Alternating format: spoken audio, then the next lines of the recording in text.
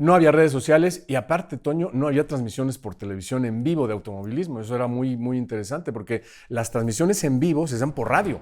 Yo me acuerdo, me hice medio fan o me empezó a interesar el día que se murió Pedro Rodríguez, porque lo pasaron en la televisión, en el Canal 5, me acuerdo, cuando llegó el cuerpo de Pedro y lo cubrió Jacobo Zabludovsky. Tenemos a Checo, que Checo es un piloto notable, es un piloto muy, muy notable. Pero tenemos más cosas, ¿no? Tenemos Escudería Telmex, tenemos un piloto en NASCAR, tenemos un piloto en el WEC, que es Memo Rojas, otro en la Indy, que es Pato Howard. O sea, hemos tenido un crecimiento muy sostenido en el deporte, cosa que antes no pasaba. Era o Adrián, y cuando llegaron los otros pilotos, pues Adrián ya iba un poquito de salida o cambiaba de categoría.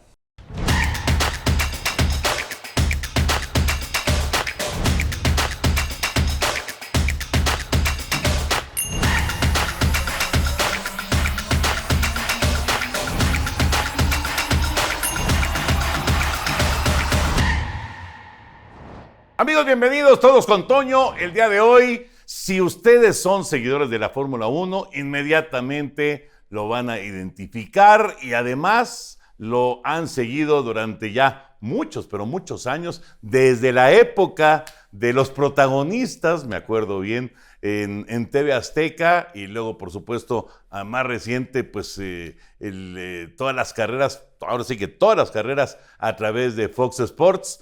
Él es Manuel Chacho López, Manuel López, Chacho López, es que siempre te digo Chacho y luego y decir Luis Manuel ya no. Y luego ya, de verdad, o sea, hace rato que estaba aquí el Flaco Ibáñez. Ajá. Realmente no existe la paciencia en Fórmula 1 y por eso yo creo que para los pilotos de hoy es muy difícil, porque el que llegue no va a tener que llenar los zapatos de Checo, pero va a tener que irse empatando a esa línea que llevó Checo, y la verdad es que la carrera de Checo es punto de aparte. Para mí es un placer estar contigo, estar en este espacio que es tan padre, y de verdad muchas gracias. No, gracias a ti, y la verdad, oye, este fenómeno que se ha vivido de Checo y por supuesto de la Fórmula 1, la tremenda fiesta que se arma año con año en la Ciudad de México, yo creo que para ustedes que son bueno, obviamente profesionales de la cuestión del automovilismo, pero además apasionados del automovilismo, tiene que ser como una época dorada para todos ustedes hablando del automovilismo mexicano, ¿no? Totalmente, tienes toda la razón, porque mira, en mi caso, ¿no? A mí no me tocó, por ejemplo, la época de los hermanos Rodríguez. Yo llegué un poco después, y en ese receso, digamos, que hubo después de los Rodríguez para acá, pues había chispazos, ¿no? Como fue lo de Rebaque, a lo mejor lo de José, cosas que fueron muy, muy importantes. Adrián. Y después no había como la continuidad. Entonces, yo platicaba con mucha gente, ¿no? De antes que convivieron con los Rodríguez, que vivieron toda esa época, y yo les preguntaba, ¿y cómo era? Y era muy difícil, porque realmente pues era de que los veían triunfar en Europa, regresaban aquí a México y el primero y el segundo día los entrevistaban en los programas de radio y era muy difícil, Por ejemplo, y no había redes sociales. No había redes sociales y aparte, Toño, no había transmisiones por televisión en vivo de automovilismo. Eso era muy, muy interesante porque las transmisiones en vivo se hacían por radio. Casi todas eran por radio. Era muy poco lo que se manejaba en vivo en televisión. Entonces, para ellos yo creo que fue esa una limitante tremenda, porque en esa época hubiera sido fantástico, ¿no? Verlos en televisión o ver algo de ellos directo en televisión. De hecho, fíjate, yo me hice medio fan o me empezó a interesar el día que se murió Pedro Rodríguez, porque lo pasaron en la televisión, en el Canal 5, me acuerdo, cuando llegó el cuerpo de Pedro y lo cubrió Jacobo Zabludovsky. Ya después me lo contaron, pero ese día yo me quedé impactado y le pregunté a mi mamá, que le sabe a los deportes, ¿y quién es este señor? Y ya me contó más o menos ahí la historia y se me quedó muy grabado. Entonces yo creo que por ahí hubiera sido muy bueno. Y ahora lo que tenemos es una gran ventaja, que tenemos carrera, tenemos gran premio. Tenemos a Checo, que Checo es un piloto notable, es un piloto muy, muy notable. Pero tenemos más cosas, ¿no? Tenemos Escudería Telmex, tenemos un piloto en NASCAR, tenemos un piloto en el WEC, que es Memo Rojas, otro en la Indy, que es Pato Howard. O sea, hemos tenido un crecimiento muy sostenido en el deporte, cosa que antes no pasaba. Era o Adrián, y cuando llegaron los otros pilotos, pues Adrián ya iba un poquito de salida o cambiaba de categoría, y era muy difícil que cuajara. Y ahora cuajó, y que vaya, que cuajó durísimo, ¿no? El caso de Checo Pérez, yo insisto mucho al respecto. Yo no soy un experto para nada en automovilismo, pero la lógica indica, Chacho, que pasarán décadas, ¿no? Bueno, a lo mejor Patricio Ward encuentra el camino, ¿no? Sí. Pero la lógica indicaría que pasarán décadas para que haya otro fenómeno de este tamaño, hablando de un piloto mexicano en Fórmula 1. Sí, es muy difícil porque cuando llegas nadie te dice que vas a tener el aplomo, el talento y la suerte que siempre se necesita. Fórmula 1 es un medio muy duro, es muy difícil porque más allá del tema deportivo es un negocio. Entonces siempre hay que saber compaginar muy bien el negocio con lo deportivo, el negocio con lo deportivo. Así ha pasado siempre. Uno de los grandes en ese tema fue Adrián, por ejemplo, porque Adrián supo tocar la puerta en Estados Unidos, abrieron la puerta y después él permitió, digamos, que muchos otros pilotos llegaran, tuvieran no facilidades, pero por lo menos un caminito, una vereda ya por donde se sabía hacia dónde tenían que ocurrir las cosas. Lo que hizo Checo también. Hoy en día, te lo digo porque yo conozco desde hace muchos años a muchos periodistas muy importantes de Fórmula 1 y hoy en día ya no hablan de México, a pesar de lo que se ve en redes sociales, de la misma forma que se hablaba antes. Hoy en día se respeta mucho el Gran Premio, respetan a Checo porque Checo ha tenido ya una carrera muy dilatada en Fórmula 1 y creo que en ese sentido sí vamos a ver mucho tiempo antes de que en ese nivel llegue otro piloto. Yo no dudo que por ahí Pato tenga una oportunidad, creo que la va a tener, no sé si el próximo año o más adelante, pero yo creo que Pato también va a tener que ajustarse mucho porque está en un medio que es totalmente distinto, que es la Indy. Es un medio, no es menor, pero es un medio radicalmente distinto.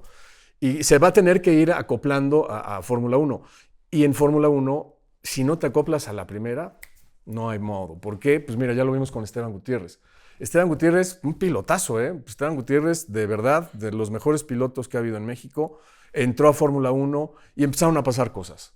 Que al coche le llegaban las actualizaciones, que no le llegaban, que tardaban en meterlo al túnel de viento, en ajustarlo, en prepararlo, ya tenías 5 resultados no tan buenos y automáticamente te cae la presión. Y cuando te cae presión en Fórmula 1, cuidado, porque no es presión de tu equipo o de tu compañero o del ingeniero tal, se te vienen encima todos, o sea, se te vienen encima los medios, los patrocinadores, es muy, ¿cómo te podría decir? Es un medio muy voraz la Fórmula 1, es un medio donde hay muy poca paciencia, realmente no existe la paciencia en Fórmula 1 y por eso yo creo que para los pilotos de hoy es muy difícil, porque el que llegue no va a tener que llenar los zapatos de Checo, pero va a tener que irse empatando a esa línea que llevó Checo. Y la verdad es que la carrera de Checo es punto de aparte.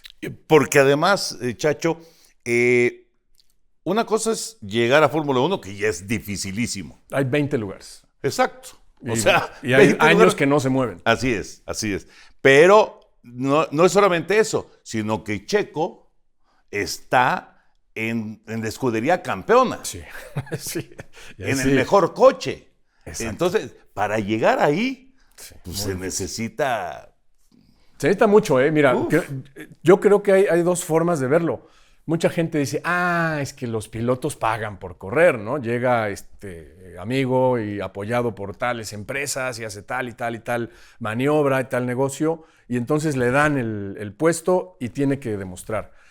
Ha sucedido muchas veces, ¿eh? Eso ha sucedido infinidad de veces y el que inauguró esa forma fue Niki Lauda, ¿no? O sea, fue un gran campeón el que hizo eso por primera vez. Pero me parece que hoy hay otras formas también de llegar. Hoy los pilotos se vuelven unas palancas comerciales para las empresas muy fuertes. Checo es una de ellas. Tú te das cuenta de lo que vende Checo en merchandising ahora, en esta época. Una locura. Es una locura. Sí. Yo creo que tú lo sabrás mejor que yo seguramente, pero es muy difícil ver a un deportista internacional mexicano que tenga esa presencia comercial en este momento, o que la haya tenido. No, por supuesto. ¿Verdad? O sea, inclusive es un fenómeno. futbolistas, ¿eh? Claro. Y que supuestamente el fútbol pues, es lo más popular, ¿no? Por ejemplo, en el caso del Chicharito. Chicharito vendía muchas camisetas. Y vaya, no había, creo yo, una línea de que te vendieran la gorra, los pants, los tenis, la pulsera, el reloj, el perfume. Y todo lo que hoy te pueden vender de un solo personaje. Y lo de Chicharito no estamos hablando de hace 20 años. No, para nada. Estamos hablando de una cosa muy cercana. Hoy el marketing ya se hizo exponencial. Hoy te pueden vender cochecitos, te pueden vender un montón de cosas y Checo participa muy fuerte ahí. Entonces, creo que se tendrían que ver todos los aspectos. Y aquí sirve esto para darle una pauta a la gente que quiere llegar al automovilismo, que hay que prepararse muy duro técnicamente, físicamente. Es un deporte muy exigente en eso, porque hoy en día hacen locuras como ponerlos a correr como en Las Vegas a las 3 de la mañana. Sí. Entonces, empezaste a trabajar a las 8 de la mañana y estás corriendo a las 3 de la mañana. Entonces, físicamente tienes que ser un gran deportista, tienes que ser un gran atleta y tienes que manejar muy bien, eso es obvio. Esa es la parte, para ellos es la más fácil porque es la que más les divierte. Pero una parte complementaria que es muy, muy importante es saberte vender, saber hacer negocio de tu imagen y saberte colocar en las zonas donde vas a poder tener un futuro mucho mejor como piloto. Creo que hay muchos deportes que son así, ¿no? Hoy en día vemos que hay deportes que han evolucionado muchísimo. Pero desgraciadamente en Fórmula 1, cuando entran, por ejemplo, los managers deportivos, hay muchísimos conflictos. Te digo, el medio es muy voraz y se arman conflictos muy, muy grandes. Entonces, yo creo que el momento es muy bueno. El momento es el mejor momento de México en el automovilismo y ojalá que Pato y otros chavos que están ahí corriendo en Fórmula 2, en Fórmula 3, empiecen a mentalizarse en eso. Porque manejar para un piloto hoy en día, eso es lo más fácil y es lo más padre. Lo duro viene después. Cuando hablamos acerca vamos, de un subcampeón del mundo, pues no tendría que haber duda, Chacho, de que va a seguir el próximo año. Sin embargo, se escuchan tantas cosas, Sí. se dicen tantas cosas que si ya Hamilton ya... Fernando Alonso. o Fernando Alonso, que van a ocupar el sitio de Checo. ¿Tú crees que hay algún riesgo realmente de Checo para el 2024? Mira, yo lo veo así, teniendo en cuenta que si lo ponemos fríamente, como es la Fórmula 1, Red Bull siempre ha sido un equipo de muy malos modos. Corren gente a la primera. Ha habido casos ya innumerables, ¿no? Daniel Kvyat, Gasly, Albon, un montón de pilotos que han corrido hacia la primera y por cualquier cosa.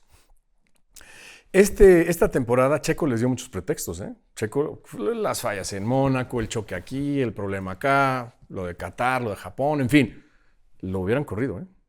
Si ese tipo de cosas hubieran sido condicionantes, ya lo hubieran corrido este año.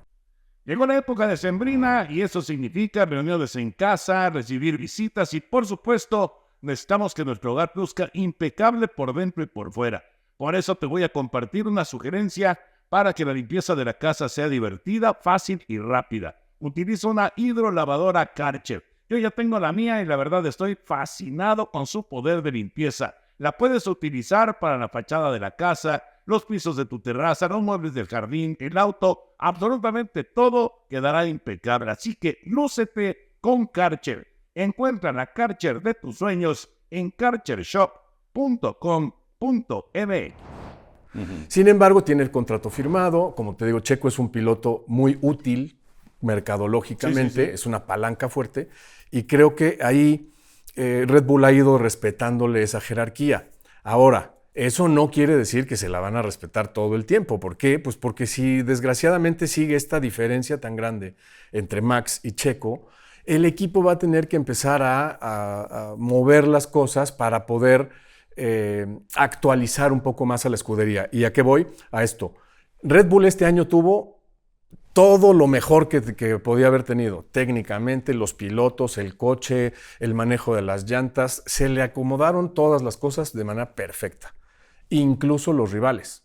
Y eso es muy importante. Mercedes no anduvo. El coche no sirvió nunca en el año, por más que lucharon, lo cambiaron. Hamilton, Russell trabajando en equipo, sin trabajar en equipo. Fue un esfuerzo supremo de Mercedes y apenitas. Ferrari también, como muchas veces ha sido Ferrari, muy potente en algunas cosas, pero demasiado débil en otras, ¿no? Estrategias, errores en pits, errores incluso con los pilotos. Aston Martin, que al principio pensábamos que iba a ser, ay, pues este va medio a pelearles, ¿no? Con Fernando Alonso, regeneraron totalmente su auto, pum, a las 8 carreras se cayó. Entonces a Red Bull le pasaron todas las cosas buenas que le podían haber pasado este año. Y eso también retuvo a Checo. El año que entra, quién sabe. Yo digo que Mercedes va a andar muy bien, yo digo que McLaren va a andar muy bien y que Ferrari va a andar muy bien. Entonces ya vas a tener un Red Bull contra 3 enemigos más o menos a la altura, y el año que vamos a tener en el 24 no va a ser igual a este. Entonces, va a ser más difícil. Entonces ahí es donde creo que Red Bull sí va a tener que empezar a... Punto número 1, exigirle a Checo.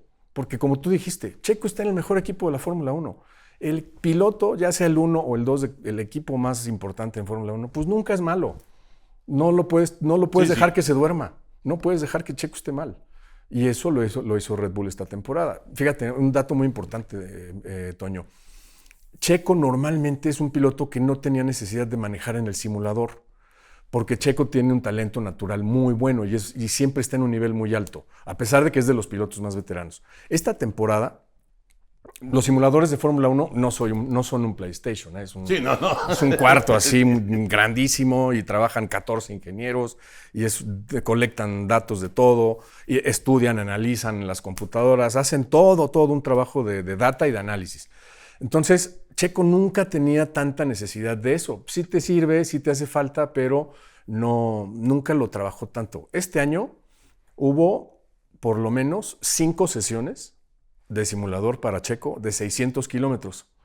¿Qué significa eso? Que era en el simulador, párale, a ver, ¿qué sentiste en esta curva? No, siento que aquí, a ver, otra vez.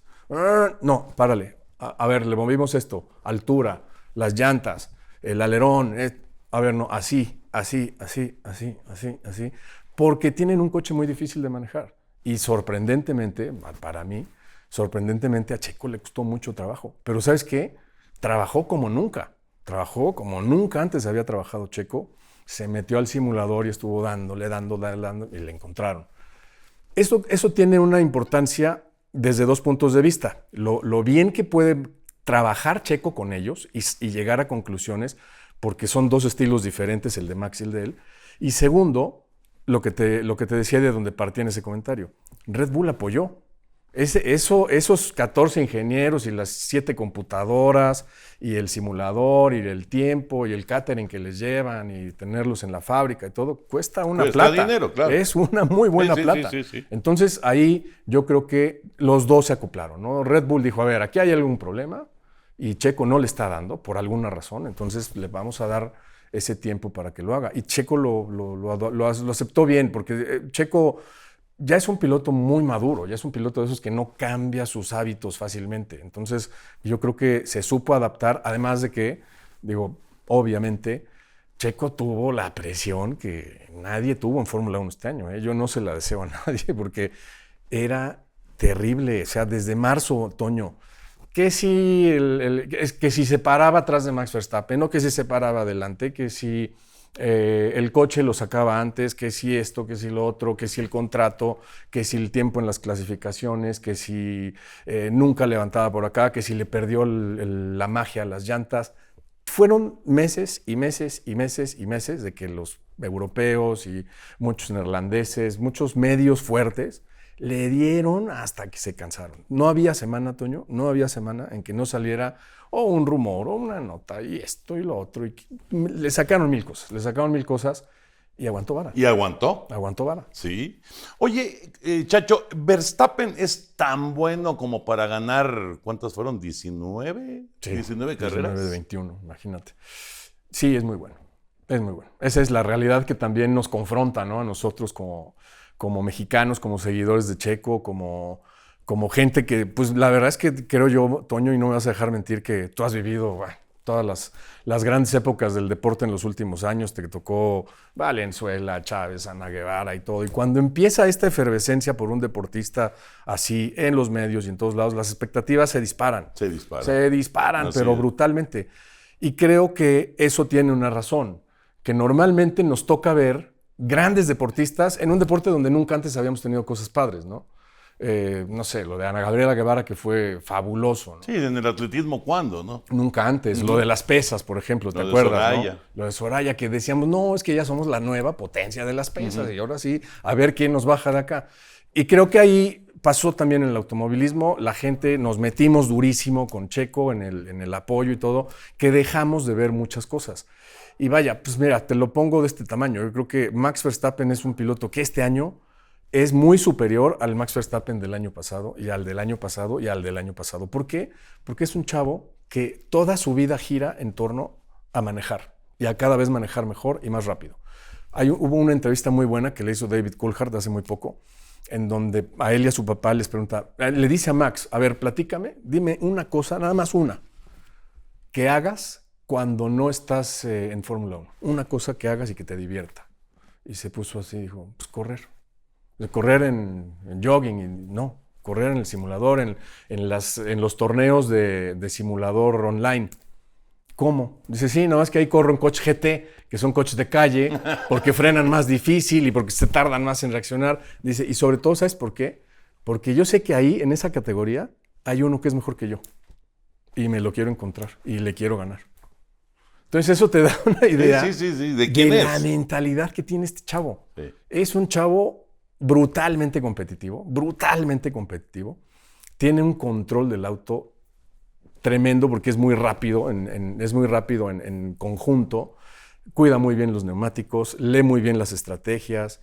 Nunca se llega a desesperar últimamente, tanto como para chocar, como para tener cosas fuera de lo normal, cometer errores. Y la verdad es que sí es un fuera de serie. Una de sus grandes virtudes este año, por ejemplo, cero errores prácticamente, ¿no?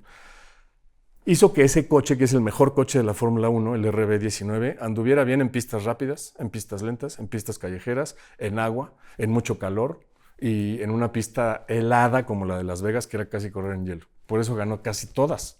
O sea, dejó de ganar 3 carreras en el campeonato. Entonces dices, oye, eso no es casualidad. Y tampoco es tener el mejor coche, porque el mejor coche en Fórmula 1, Toño, una cosa que yo siempre le digo a todos los aficionados, tener el mejor coche es como tener el mejor bat de béisbol. Tú tienes el mejor bat, pero el que batea es el bateador. Sí. Si no lo mueves. O si tienes el mejor guante, pues tú tienes el mejor guante, pero el que se pone vivo con la atrapada ese es el jardinero. Entonces, Max lo que hace es que el coche en cada etapa lo hace mejor, y lo hace mejor, y lo hace mejor. Porque ese es su estándar siempre está muy arriba. Y eso se las pone a todos muy difícil. Este año les dio una paliza, no a Checo, a todos los demás. Sí. Oye, esas versiones que de repente salen, que Max Verstappen no quiere a Checo Pérez, ¿es cierto eso o no? Pues mira, son dos personajes distintos. Y de entrada tendríamos que decir que en Fórmula 1 nadie quiere a nadie. En Fórmula 1 no hay amigos, no hay nada. Fórmula 1 es Max Verstappen, sociedad anónima y se acabó. O sea, competitivamente, pues obviamente no quiere a nadie. No quiere a Checo y no quiere a Hamilton y no quiere a nadie. Y cada vez que él pueda hacer valer esa condición de que él es mejor que el que está aquí al ladito, él se la va a hacer. Y por eso vino ese tema del Gran Premio de Brasil en la temporada pasada, donde él dijo, yo no le voy a ayudar, que se ayude él solo. Él puede solo, y si no puede, pues qué mal, ¿no? Y por eso no ayudó a Checo. Aparte de que también creo que el carácter, la formación, influyen mucho. Max es un tipo muy rudo, rudísimo. Te cuento una anécdota. Un Gran Premio de Canadá, cuando empezaba en Red Bull la primera temporada, en Red Bull tuvo un error, chocó en la clasificación del Gran Premio de Mónaco, después ya corrió bien y no pasó nada. Pero toda la prensa, todos los periodistas que hoy dicen Verstappen es el número 1, esa vez, todos así al unísono, en una conferencia de prensa al siguiente Gran Premio en Canadá, que fui yo, se lo acabaron en la conferencia de medios en general, ¿no? De los medios escritos y todo. Y se lo acabaron, le dijeron que era un piloto errático, que se desesperaba muy fácil, que Mónaco nunca le daba porque ya había chocado antes. Fueron sus choques más grandes en Mónaco, por cierto. Y estaba furioso. Y en ese momento en la conferencia dijo, al siguiente que me pregunte que si soy errático y qué pasó en Mónaco, le voy a dar un golpe en la nariz. Y se paró y se fue. Eso yo no lo estaba viendo porque yo estaba en el pen de las entrevistas para televisión y pues estás aislado totalmente, entonces pues yo no sabía. Y pues ¿quién crees que va y le pregunta de eso? Pues yo. Y agarra y se puso rojo así, me dijo, ¿qué no oíste lo que dije? Le dije, pues, ¿qué dijiste? No sé, pues estoy aquí, no pude haber oído. Es que hace un rato dije que el primero que me volviera a preguntar le iba a dar un golpe en la nariz. Le dije, a ver, te ofrezco una disculpa. Le digo, pero no me contestes así. No me tienes que contestar así. Basta con que me digas de eso no voy a hablar. Yo no sabía, pero le digo, no tienes por qué. Pero estaba encendido, ¿eh? O sea, si hubiera podido, me lo da. Sí, te lo da. Sí, seguro. Pero es un chavo así que se enciende, es muy pasional y muchas veces no tiene freno. Entonces, en muchas cosas siento que por eso su relación con Checo, yo creo que no es mala, pero es una relación de pura competencia. Los dos están todo el tiempo así compitiendo, porque Checo es otro igual, ¿eh? A Checo lo vemos muy sonriente y todo, pero tener de compañero a Checo, cuidado, es un piloto súper competitivo. Chacho, ¿cómo llegas al automovilismo? Porque tú empiezas en el Heraldo, si no me equivoco. Sí, en el Heraldo de México, sí, ahí. Ahí estaba tu papá. Ahí estaba mi papá. Como director. Era el jefe. De deportes, sí. ¿no? Y era duro conmigo, ¿eh? ¿Sí? Sí, me ponía las cosas difíciles. Y yo le agradezco mucho a alguien que tú conoces muy bien, porque él fue quien me dio la oportunidad de hacer las cosas que hoy aprendí a hacer, que fue Teodoro Cano. Claro. Porque Teodoro Cano, yo estaba de asistente en el periódico, yo era el chícharo.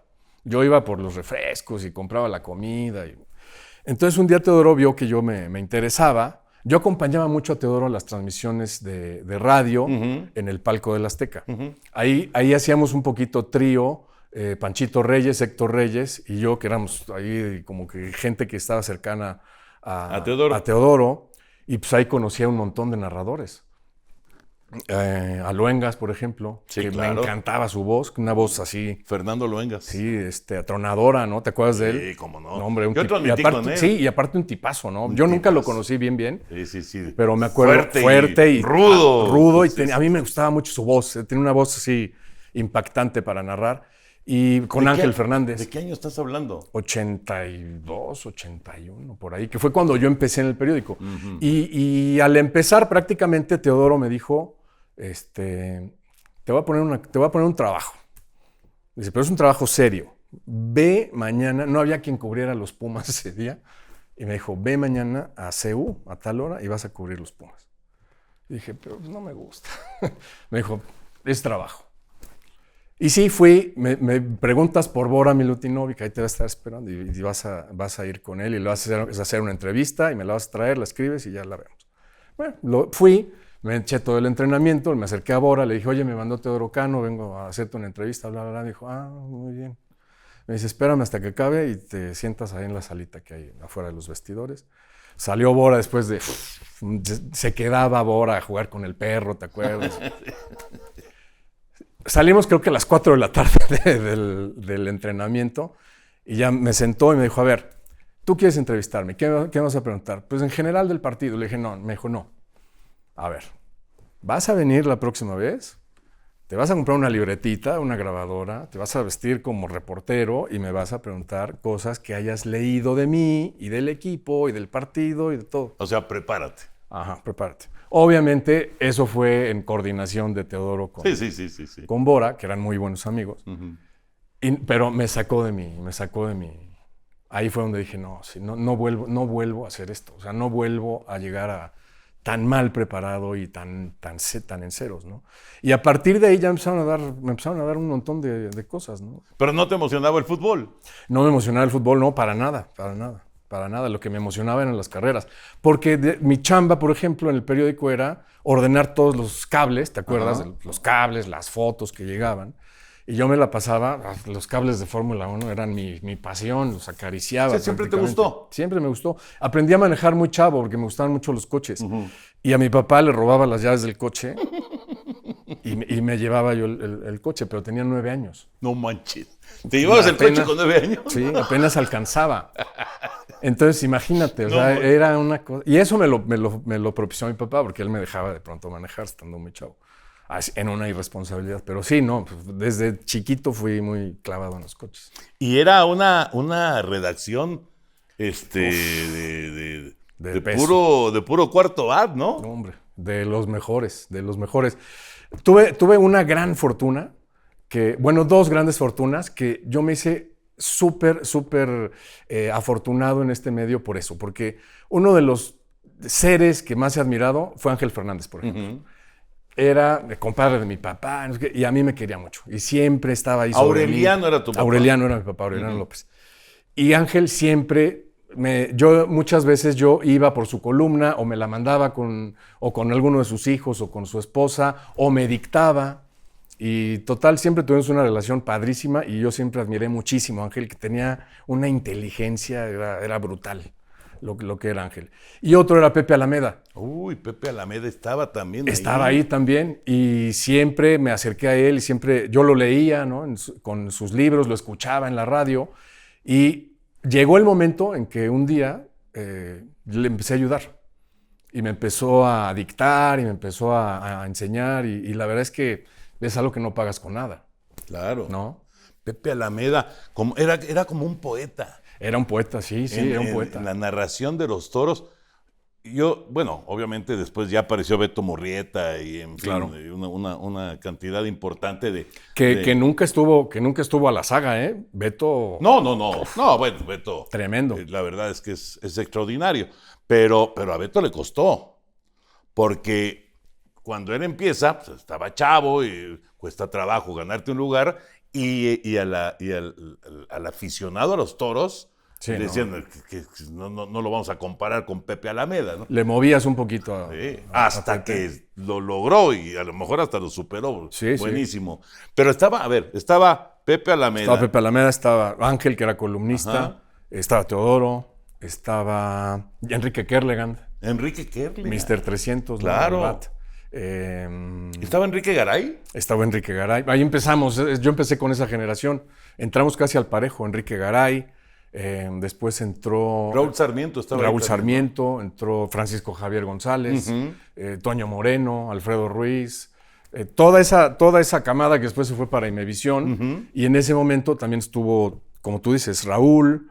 Teodoro, Peñalosa, Adolfo empezó ahí también. Claro, sí. Llegó Faitelson. David, ¿quién más? Bueno, pues un montón. Pero imagínate, qué redacción. No, y aparte era un relajo. No, eso me supongo. Rafael Ramos. Rafael Ramos de fútbol también. Sí. Pero fíjate, Chacho, cómo, estás diciendo, no todos, pero la gran mayoría hicieron una carrera larga y buena, ¿no? Y muy buena en los medios de comunicación, porque además brincaron después a la televisión. Uh-huh. Sí. Bueno, ya Teodoro estaba en radio, por ejemplo, pero casi todos brincaron a la televisión. Sí, yo creo que fue muy interesante, porque fue también un momento en donde la prensa escrita no necesariamente te abría el camino. Tenías que llegar a la radio, que fue lo que me pasó a mí. Sí. Entonces yo estuve muchos años ahí en el periódico, como prensa escrita solamente, y de pronto me llamaron de Notisistema de Guadalajara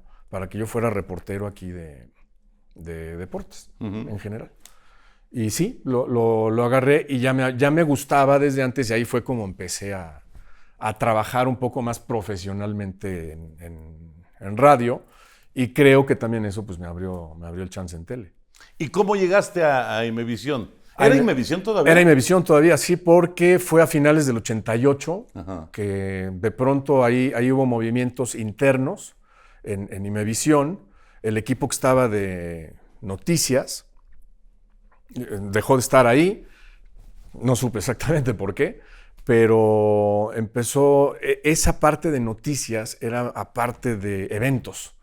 Entonces, eventos lo tenía José Ramón y uh-huh. noticias lo tenía alguien más, era dependiente de varias partes y de pronto se lo dan también a José Ramón y ahí pone a Francisco Javier González.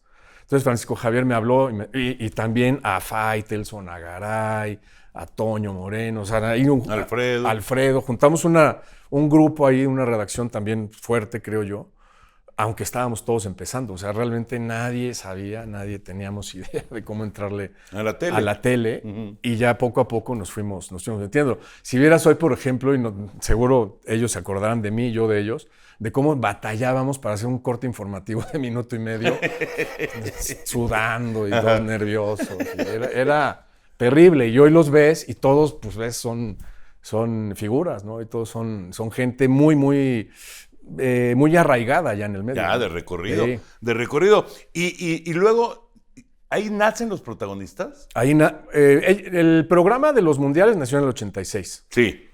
Ahí como que empezaron a tratar de ubicarlo en diferentes formas y de repente estuvo la fórmula de hacerlo como programa, como talk show, de esos que proliferaron en esa época, en los 90s, a inicio de los 90s, y salió al mediodía.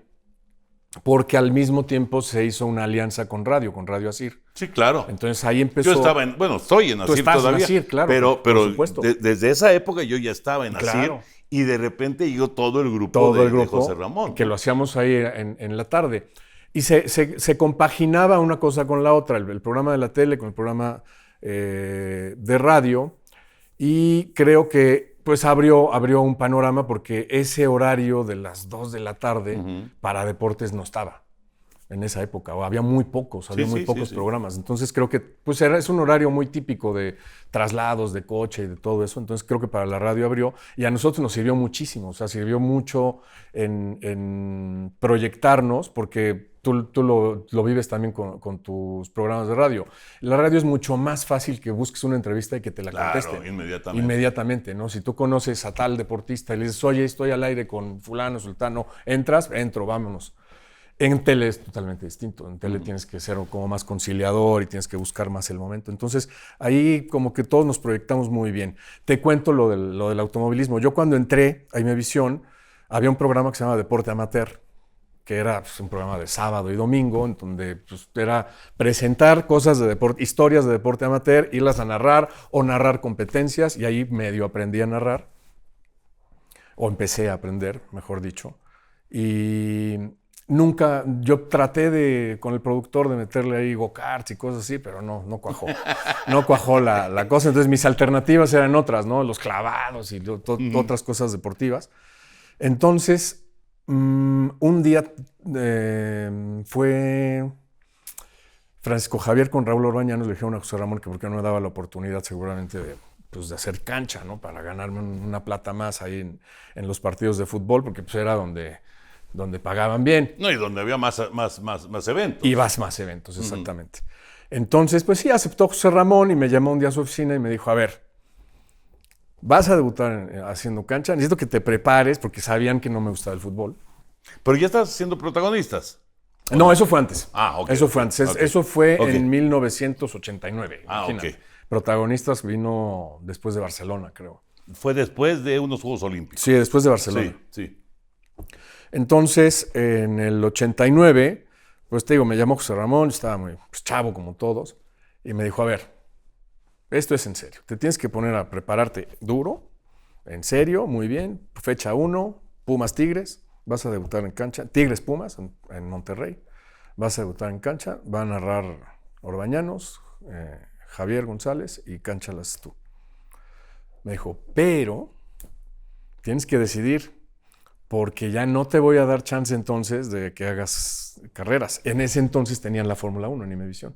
Y yo lo que hacía eran unas capsulitas, iba al autódromo, y el primer trabajo que tuve ahí de automovilismo fue que no conocían muy bien en ese entonces a los pilotos, los reporteros que había, y los pilotos en esa época llegaban por vuelo comercial y te dejaban entrar al aeropuerto a buscarles las entrevistas. Entonces me dijeron, ¿conoces a todos los pilotos? Sí, los sé todos.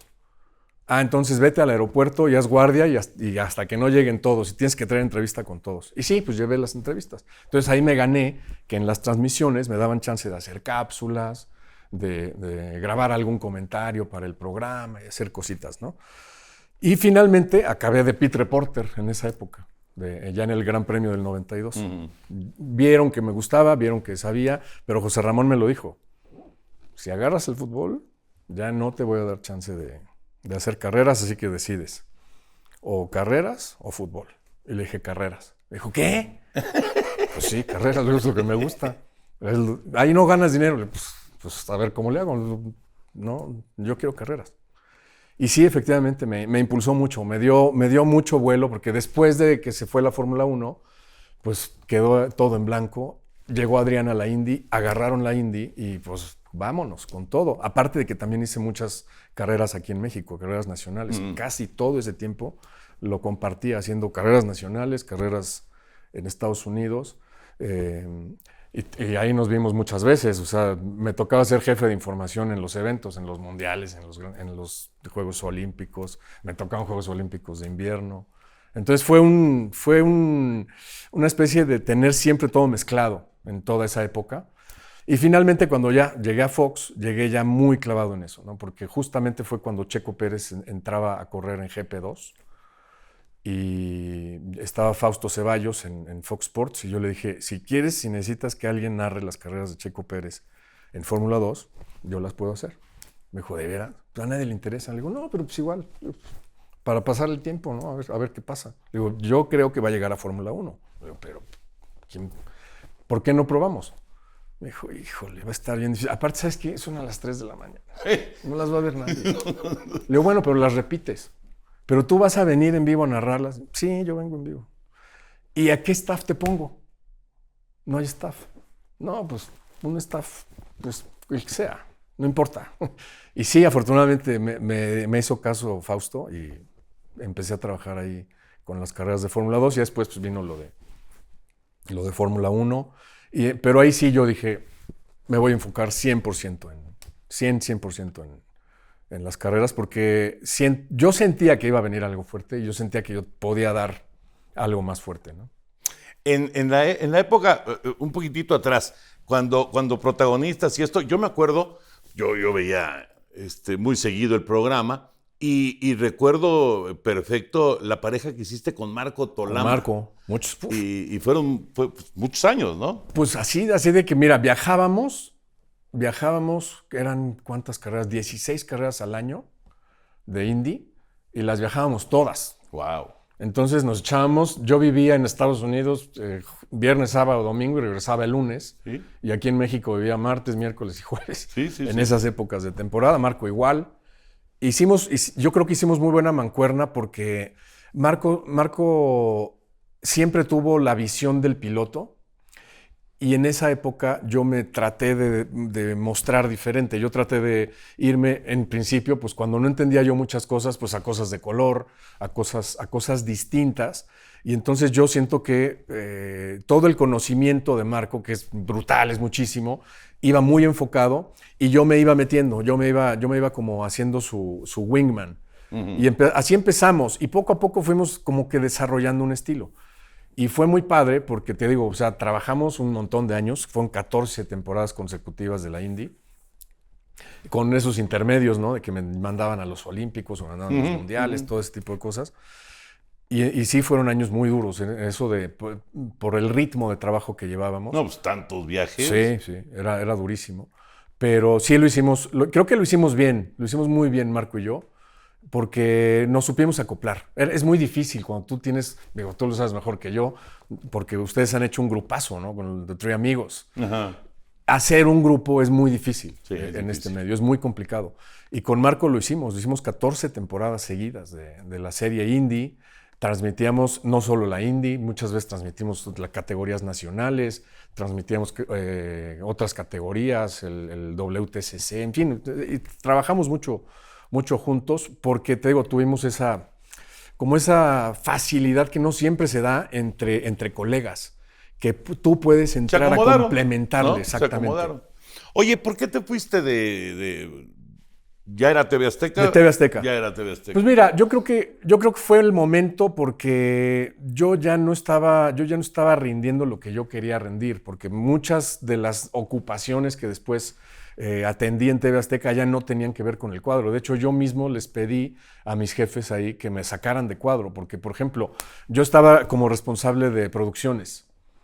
Uy. Entonces, era un relajo, porque era acomodar cosas aquí, cosas allá, en el estudio, en el personal, en hacer un montón de cosas. Y yo sentía que estaba pisando los dos terrenos. Entonces fue que yo decidí separarme un poco del tema de salir a cuadro. Yo hacía, por ejemplo, yo hacía un noticiero. Siempre hice los noticieros de la mañana también, me tocaban muy seguido.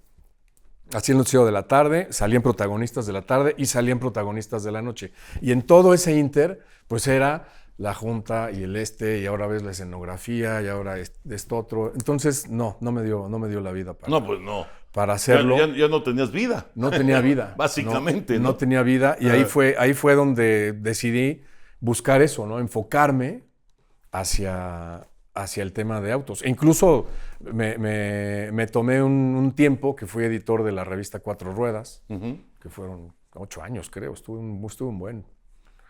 Haciendo ya totalmente cosas para enrolarme en ese tren. Porque es padrísimo lo que tú lo has vivido más que yo y lo has vivido mejor que yo, pero el mundo del deporte en general es padrísimo, aunque no te guste. Yo lo veo siempre como mi trabajo. Para mí es algo muy padre porque es mi trabajo. Y la verdad es que sí, a mí me encanta. Pero en mi caso llega el momento en que me saturaba. Porque yo veía muchas cosas. Cuando éramos un grupo, pues más o menos pequeño, al principio de los 90s, sabíamos como que todo iba encaminado a ganarles a ustedes, a competir con ustedes en Televisa. Y era viceversa. Y era un pleito muy cerrado el que había. Entonces como que todo estaba enfocado acá. Pero de pronto viene el internet y de pronto todo se abre así. Se magnificó el tema del conocimiento del deporte. Y entonces era eso, más prepárate, más estás en contacto incluso con la gente y la interacción del aficionado del deporte con nosotros, que lo vemos profesionalmente, cambió radicalmente. Totalmente. Le tienes que dedicar mucho más a todo, te tienes que preparar mucho más, tienes que estar en un nivel en donde tú le das confianza a gente que sabe casi tanto como tú o tanto más que tú. Así es. ¿No? Pero totalmente. Eso que acabas de decir, yo creo que es de las cosas que más nos cambiaron con la llegada de los medios digitales. Tremendo. Nos cambió muchísimo. Ahora, cosas buenas y cosas malas, ¿no? Sin duda, pero yo creo que más bueno que malo. Pero sí obligó a una mayor preparación, eso Claro, sin duda, ¿no? Sin duda. Y en Imevisión y en Azteca con José Ramón y con todo ese equipo, sí teníamos eso, que ustedes eran la competencia y la competencia de ustedes siempre fue altísima. Entonces todos nosotros teníamos que estar, como José Ramón además, súper exigente, no te dejaba aflojarle un segundo. Sí. Y entonces pues tenías que estar así, tenías que estar al 100, todo el tiempo. Y cuando llega este fenómeno de que, por ejemplo, empezaban las empresas como Televisa o como Azteca a tener chats con los fans. Que digo, tú lo hiciste mucho tiempo, ustedes lo vivieron mucho tiempo. Y era bien difícil, porque yo no soy mucho de platicar con la gente, soy más bien al contrario, ¿no? Y pues no, te tienes que poner a tratar de mejorar esa habilidad para tratar de acercarte a la gente como es lo normal ahora. Hoy, quien no tiene esta facilidad en redes sociales, pues la padece diferente, ¿no? No, la padece pero más. Totalmente. Se vuelve un problema. Y entonces te fuiste a Fox. ¿Tú les dijiste o te llamaron o cómo? Me llamaron, ya teníamos muchos contactos, muchos acercamientos, porque hacía muchos años, bueno, de hecho Fausto Ceballos era mi vecino. Somos amigos desde niños, Fausto Ceballos y yo. Entonces, cuando él empezó con el equipo de Fórmula 1, empezó en PSN y empezó con el equipo argentino de Fórmula 1, donde estaban Fernando y otros colegas, me buscó y me dijo, ¿tú cómo la ves? Le digo, no, pues yo la veo perfecta. Le digo, me gustaría, me encantaría. Bueno, pues vamos a tratar de cuadrar las cosas. Nunca se cuadraron. Yo le dije a Fausto, ya cuando estaba totalmente en el lado de Fox Sports, le dije, es que es el mejor equipo que yo he visto de Fórmula 1 en español. Esa es la verdad. Porque estaban súper integrados. Estaba Fernando Tornello, estaba el Tano Fassini, estaba Adrián Puente, y con Juan Fosaroli entrando y saliendo en carreras a distancia y así. Entonces yo le dije, pues yo quiero estar ahí. Entonces me dijo, pues en cuanto haya oportunidad, pues la abrimos. Y tardó un poco porque lo que me dijo Fausto es que tenía que estar yo ahí dentro en Fox Sports. Y ahí fue que decidí empezar con ellos. Empezamos a trabajar. Te digo, yo hacía algunas voces en off, hacía algunas narraciones, algunos programas que doblaba de inglés, diferentes cosas. Pero cuando hablé con Fausto, ya que comenzamos, le dije, yo quiero narrar las carreras. Le digo, va a venir un mexicano. Le digo, pues, ¿qué más, no? Méteme ahí. Y sí, afortunadamente pegó. A partir de ahí, ya después, pues los 2 años siguientes, Checo estuvo en GP2, yo narré todas las carreras, formamos un equipo con el Chapulín Díaz, con José Antonio Cortés, con Luis Ramírez, empezamos a trabajar entre nosotros. Y sí era cierto, o sea, no nos veía nadie. 3 de la mañana. Era muy difícil que nos vean en vivo. Y pues tú lo sabes, es un martirio ir a trabajar esas horas. Porque estás solo en el edificio, no hay nadie. O sea, está el velador en la puerta, está el del máster y está el de la cabina. Y el aire acondicionado a todo lo que da. Y temperaturas bajo cero ahí para narrar. Era divertidísimo. La verdad es que la pasábamos muy bien, nos divertíamos mucho. Pero sí creo que calentamos el ambiente. Te voy a decir por qué. Porque Checo llegó a ganar. Era muy difícil que un mexicano ganara en esas categorías y Checo llegó y ganó. Venía de ser campeón de Fórmula 3 en Inglaterra y ¡pum! Pegó en GP2, llegó ganando, peleando el campeonato. Y me acuerdo que siento que todo eso cambió con una sola cosa. Cuando Checo ganó en GP2 en Mónaco, ahí fue donde todo el mundo dijo, este es Fórmula 1 y este le va a ir bien en Fórmula 1. Mucha gente que yo conocía que estaban muy escépticos, que estaban muy reticentes de lo que podía pasar, dije, no, sí, aquí va a haber algo bueno, porque Checo viene fuerte. Quien gana en Mónaco es que viene fuerte. Y bueno, tenían buen ojo, sin duda, ¿no? Sí. Para con Checo Pérez. Cuando ya entras al equipo de Fórmula 1 de Fox Sports, me supongo que unos narraban en algún lugar y otros narraban en otro lugar, o sea, estaban separados. Operación remota. Eso sí. es complicado, ¿no? Es terrible. Y es muy doloroso para el que lleva el play-by-play, para el que lleva la narración continua, porque te voy a contar algo. Nosotros llevamos muchos años que Fox Sports le abastece a diferentes plataformas. O la plataforma que nosotros hacíamos abastecía a diferentes canales. Por ejemplo, en Sudamérica a DirecTV, o a un canal en Chile, en Sudamérica tal. Entonces teníamos el control de 6 masters. Entonces imagínate, está narrando Fernando Tornello y sí, Fernando, silencio en 5, 4, silencio para Chile en 5, 4, 3, 2, tac. Cue para los demás y sigue al aire 2 minutos y medio. Y en esos 2 minutos y medio Fernando hacía Chacho López. Y tenías que agarrar el comentario y picarlo rápido, pero si te pasabas de los conteos que están dando, pues automáticamente ya le descomponías. Entraba mordido, se quejaban los clientes de otras señales. No, está muy complicado. Es complicadísimo. Y además Fernando no estaba sentado junto a ti. No estábamos sentados, aparte con por lo menos 7 segundos de delay entre audio y video. Sí.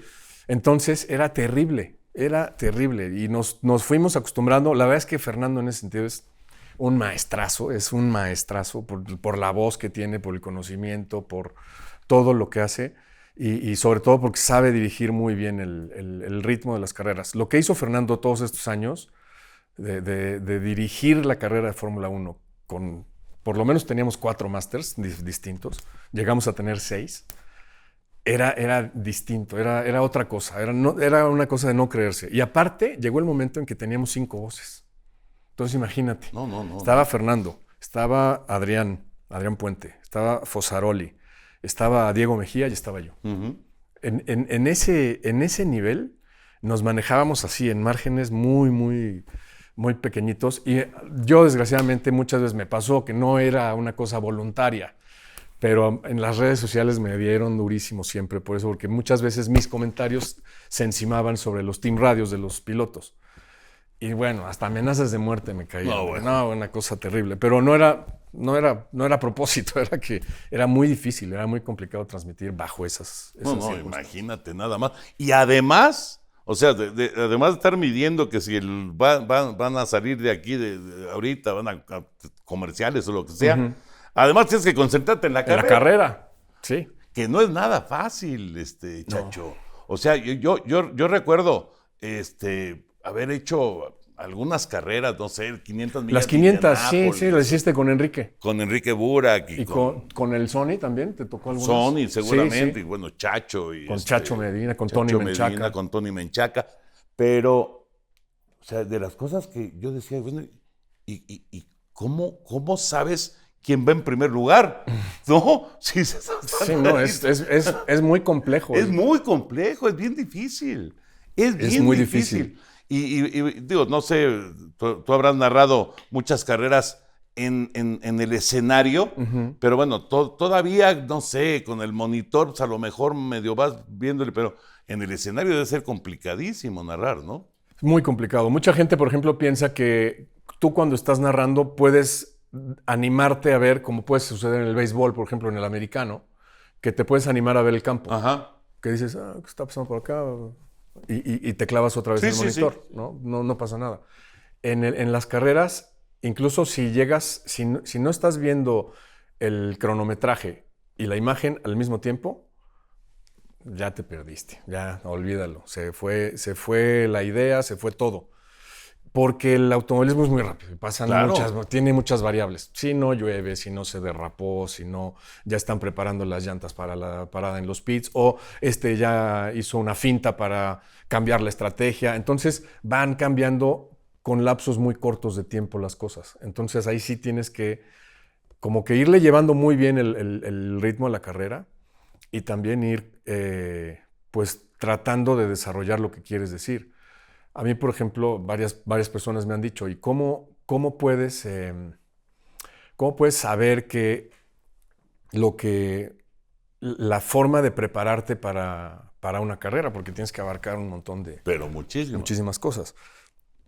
Y en mi caso, por ejemplo, cuando me tocaba, siempre que me tocó esta parte de hacer comentarios, yo no narraba necesariamente, sino que yo era comentarista, pues tuve que encontrar un método porque haz de cuenta que la secuencia de comentarios muchas veces fue el play-by-play de Fernando, después el comentario 1 de Adrián, después el comentario 2 de Fosaroli y después el comentario 3 mío y después el 4 de Diego, en el caso más extenso.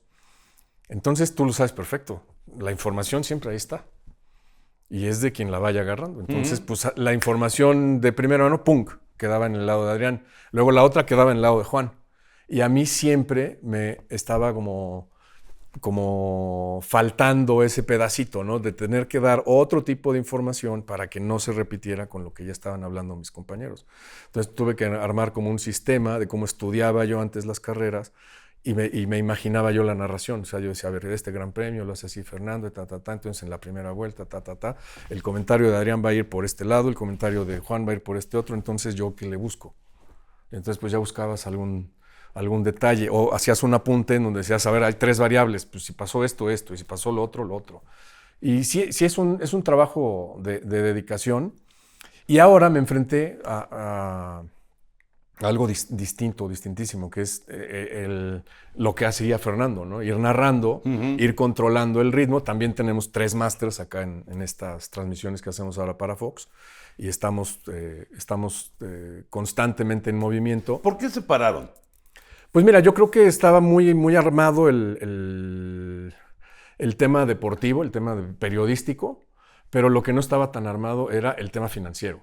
Entonces, las finanzas allá en Sudamérica cambiaron mucho en relación a que la Fórmula 1 se fue disparando. Entonces, yo creo que las 2 empresas no se pusieron de acuerdo y no se emparejaron en el tema de cómo hacer los gastos para poder producir todo otra vez de manera conjunta, porque obviamente es carísimo.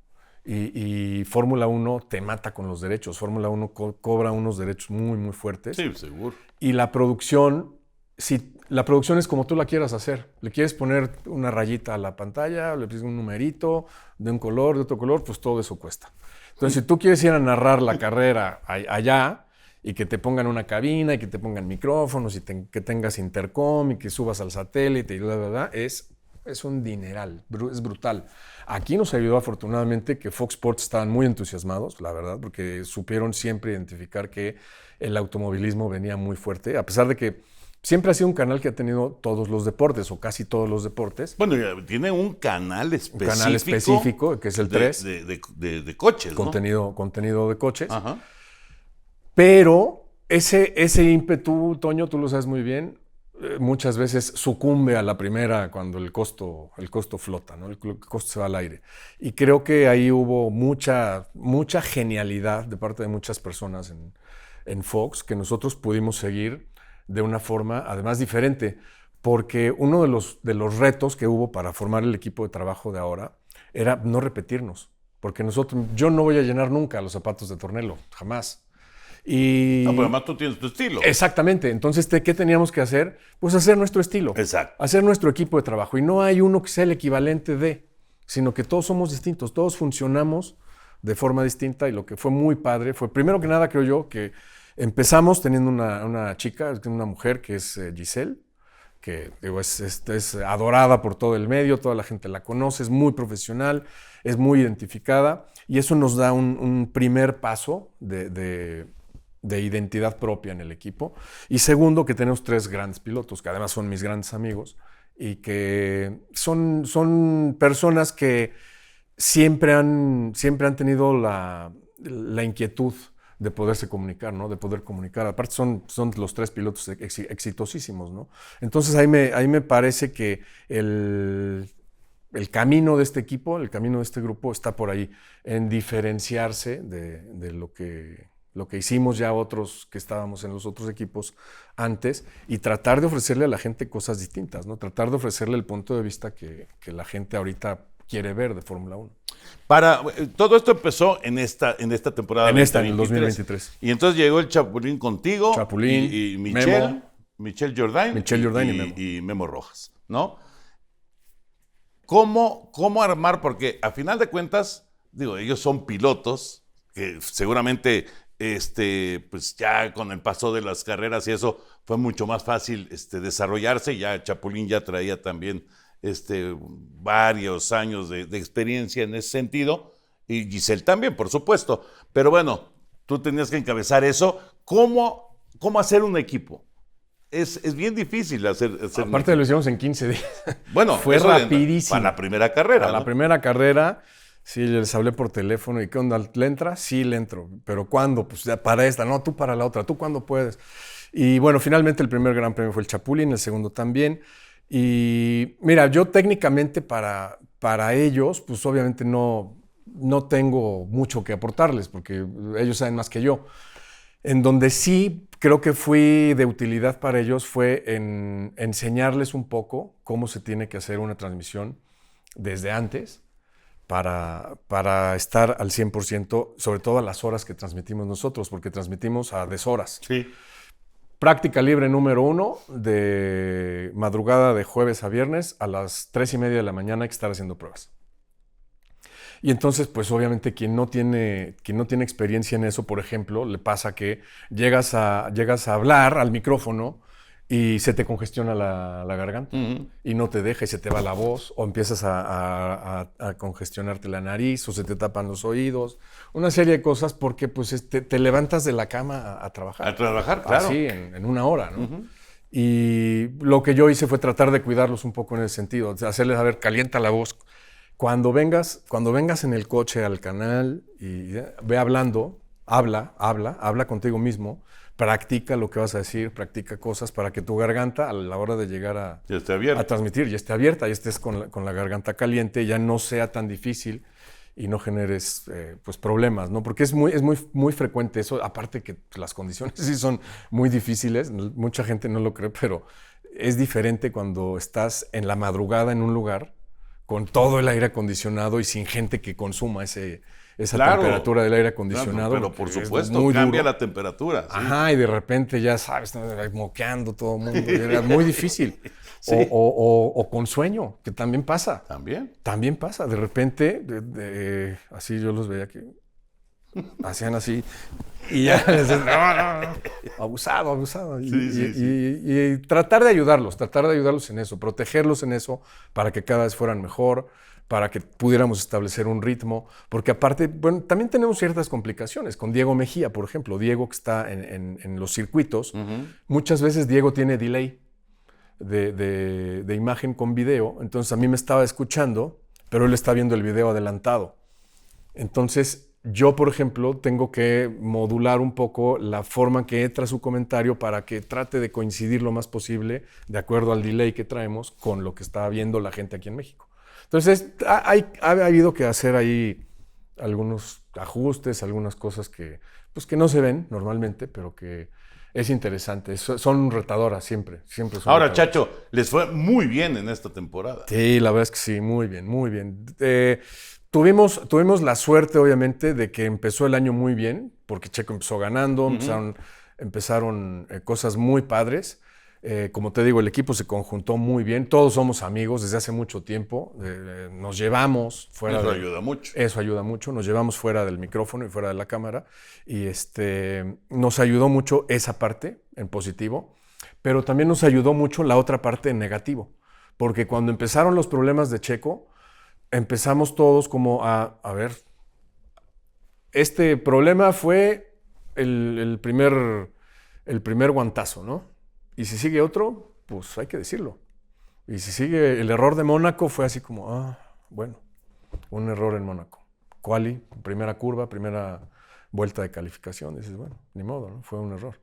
Y después vino otra cosa, y luego vino otra cosa, y lo eliminaron en tal y en tal. Entonces ahí ya, punto. No hay más que decir. Sí, aquí está pasando algo mal, y esto es culpa de Checo, y nosotros creemos que esto es culpa del equipo. Y así nos mantuvimos. Creo que eso es algo que también le gustó a la mayoría de la gente, y sobre todo mucha gente, Toño, que apenas se acerca a la Fórmula 1. Sí. De nuestra audiencia, por lo menos el 40% de la gente es gente nueva, que no ha visto 5 temporadas consecutivas de Fórmula 1. Entonces es como mucho ir predicando cosas, ir enseñando cosas, pero también diciéndole a la gente que puede pasar que Checo se equivoca y pues ni modo, ¿no? Es como un jugador de fútbol o como un pelotero, pues se equivocó y ni modo, y pues tiene otra oportunidad y la va a agarrar mejor. Así pasa con Checo, no es infalible, no pasan tantas cosas tan malas siempre que se equivoca. Y creo que eso aparte también nos amalgamó mucho en el tema profesional, porque creo que eso a los 3 pilotos les enseñó y les dio la oportunidad además de hacer un trabajo profesional como el que ellos, por ejemplo, pidieron siempre, ¿no? En el caso de Michelle, de Memo y del Chapulín, pues muchas veces la plática con ellos era de que no, es que en mi carrera, por ejemplo, pasó esta cosa y los periodistas no dijeron que no había sido mi culpa, y no entendieron esto y no entendieron lo otro. Entonces lo platiqué varias veces con Michelle y me dijo, no, pues qué bueno que lo dijimos. Por ejemplo, el error de Checo en el Gran Premio de México, en la curva 1, vuelta 1, que también dices, bueno, pues un errorzazo, ¿no? Y dices, no, pues ni cómo ayudarlo, ¿no? Es un errorzazo. Y fue durísimo. Te juro, Toño, que se escuchaba el silencio de que la gente se apagó. Pues es que imagínate. Se apagó el autódromo. Pues es que era... Se nos apagó la transmisión. Claro. Porque está el mexicano y ahora sí puede ganar. Y no sé qué. Y, ya chocó. Sale. Imagínate a Giselle entrevistándolo y sacándole la declaración. Dijo, lo volvería a hacer. Y dices, pues aquí nos dio. Y entonces, pues obviamente, yo le pregunté a Michelle, a ver, dice Checo que lo volvería a hacer. Dice, pues yo también, yo estoy con él. ¿Por qué? Pues porque yo veo esto. O sea, yo como piloto pienso que tienes una oportunidad de ganar con tu gente en tu casa. Esa la tomas, aunque sepas que no va a funcionar en un porcentaje mínimo. Dice, ¿por qué? Porque, dice, ganar en tu casa no hay otra cosa más padre. Dice, te puedes ganar las 500 millas de Indianápolis, o puedes ganar el Gran Premio de Mónaco, pero para un piloto mexicano de Fórmula 1, ganar un Gran Premio de México no se paga con nada, no hay nada, no hay otra cosa que sea tan grande como eso. Y empezamos y lo debatimos, ¿no? Después nos dimos cuenta, medimos, por ejemplo, con video, de que arrancan a que Checo, en donde ellos como pilotos vieron que toma la decisión de hacer el rebase, ¿sabes cuánto fue? 1/100 de segundo. Wow. Eso es el tiempo que tuvo para decidir. Y entonces ahí es cuando dices, okay. Eso es lo bueno de tener pilotos así, Claro, porque el piloto dice, claro. a ver, vamos a medir en cuánto tiempo llegó a tal velocidad. Aquí es cuando dices, antes del punto de frenada, dices ahí, ¿y paso o no paso? Entonces, como que ese tipo de cosas, ellos ayudan muchísimo. Claro. Ellos ayudan muchísimo y uno ya nada más tiene como que ir empujando para que vaya saliendo en secuencia. Aparte, ¿sabes qué? También Diego Mejía, él fue piloto y es un experto, es un analista muy, muy profundo, sabe muchísimas cosas y ve muchísimas cosas de las carreras porque las ve desde ahí, lleva muchos años yendo a todos los grandes premios y nos da un 360 de conocimiento muy bueno. Entonces creo que fue redondo eso, pero a lo que iba, ya me extendí mucho en eso. No, pero está bien. A lo que iba es que los buenos momentos nos ayudaron y los malos momentos nos cuajaron. Y todo fue en el mismo año, fueron la misma secuencia de meses. Y sí, la verdad es que creo que nos fue muy bien. Yo creo que sí es un equipo muy bueno, muy, muy consolidado, así de entrada, ¿no? Son grandes personas todos, grandes profesionales todos.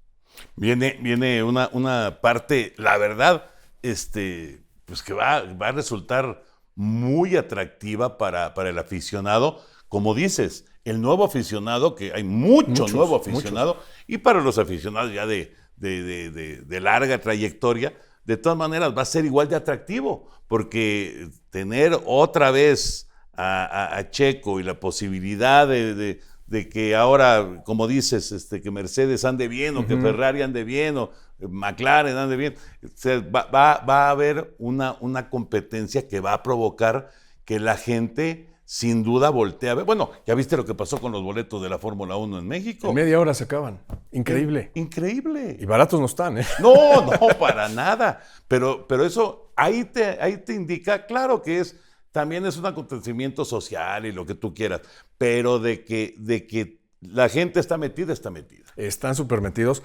Y es muy válido, ¿eh? Si es un evento social, pues también es muy válido. Porque ¿Sí? en el Gran Premio de Mónaco, ¿tú crees que todos son aficionados? No, para nada. Ahí van los millonarios y la gente que se saca las selfies, todo. Sí. Así ha sido siempre. Sí. Y yo creo que tú lo ves cada año en el Super Bowl. Claro. Hay un montón de gente que va porque la invitaron, porque es una celebridad o por mil cosas. Pero eso también le da empaque a los eventos, porque imagínate si el Super Bowl fuera todos los años en el nivel de los cafés de Cleveland. Pues no, es mi equipo, por cierto. Y el punto acá es que el crecimiento de Fórmula 1 se debe mucho a esa gente que está muy interesada en ver la serie, en ver las carreras, o en no ver las carreras, o ver nada más el resumen, porque eso es otra gran ventaja hoy. Hoy Fórmula 1, por ejemplo, en la aplicación te pone...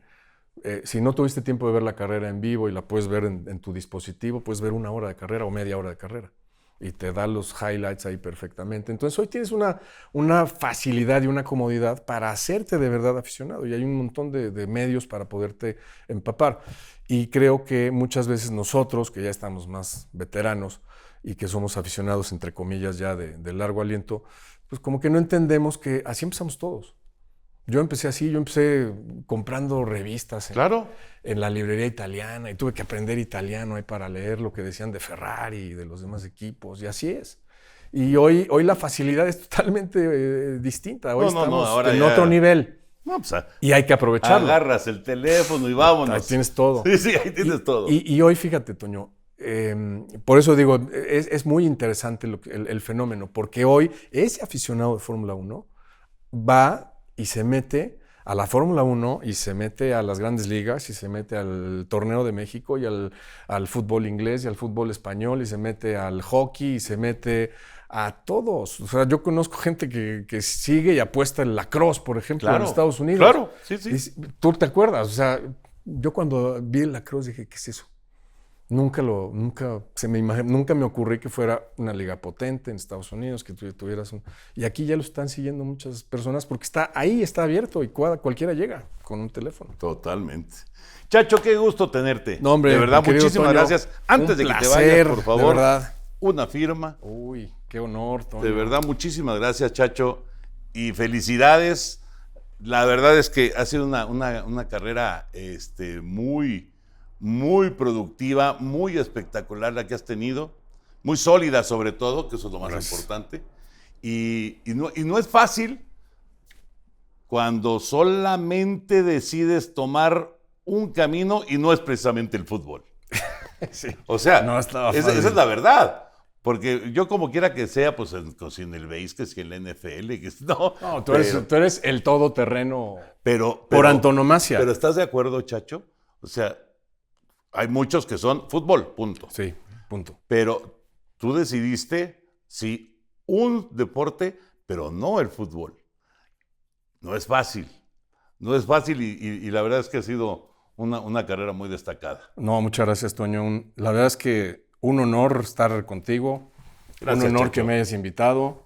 Y pues un honor seguirte tantos años y aprender de ti, porque nunca dejé de aprender de tus narraciones, de tu estilo, de todo lo que tú haces. No, hombre, muchísimas gracias. Siempre. A nombre de Nordey, Oh, ya muchas sabes, gracias. para tus bebidas frías, que se mantengan frías o calientes. Muchas gracias. Gracias a Nordey. Un placer. Gracias, Chacho. Al En contrario, serio, gracias de verdad, felicidades Toño. No, y hombre, que sigan los felicidades a ti. éxitos ahí en Fox Sports y, por supuesto, en la Fórmula 1. Gracias, muchas gracias. Gracias. Ya saben, denle a la campanita, denle like y los esperamos próximamente todos con Toño.